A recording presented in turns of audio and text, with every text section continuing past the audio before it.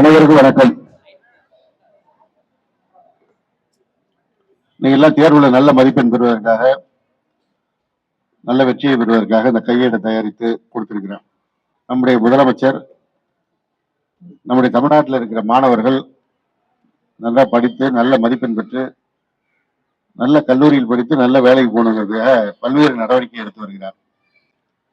அரசு பள்ளியில் 6வதிலிருந்து 12ஆம் வகுப்பு வரைக்கும் படித்தால் கல்லூரி படிக்க போகும்போது மாதம் 1000 ரூபாய் வழங்குகிற திட்டம் ஒன்று அறிவித்திருக்கிறார்.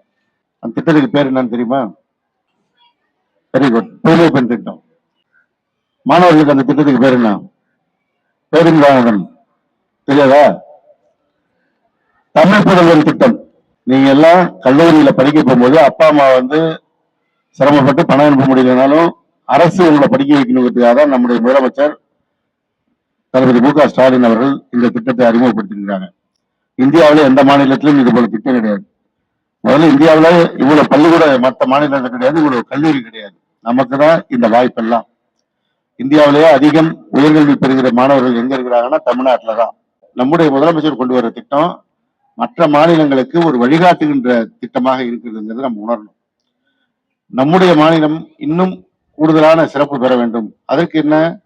மாணவர்களுடைய எதிர்காலம் பலமாக இருந்தால்தான் இந்த மாநிலம் வளருங்கிறதுதான் இந்த திட்டத்தை கொண்டு வருகிறார். ஒவ்வொரு படியாக படிக்கணும், அதிக மதிப்பெண் பெறணும், கல்லூரி படிக்கணும், அப்புறம் திறன் பெற்று வேலைக்கு போகணும். அந்த வேலை வாய்ப்பை வழங்குவதற்கு உலக அளவில் நிறைய நிறுவனங்களை கொண்டு வந்து தமிழ்நாட்டில் தொழில் துவங்க வேண்டும் என்று நம்முடைய முதலமைச்சர் ஒவ்வொரு நாளும் அதற்கான பணியை செய்கிறார்.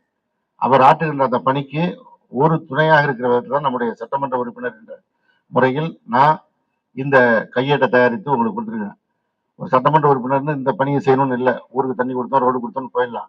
ஆனா நான் இதை செய்வதற்கு காரணம், நீங்க நல்லா இருந்தாதான் நாளைக்கு இந்த சமுதாயம் நல்லா இருக்கும், இந்த ஊர் நல்லா இருக்கும், நாடு நல்லா இருக்கும்.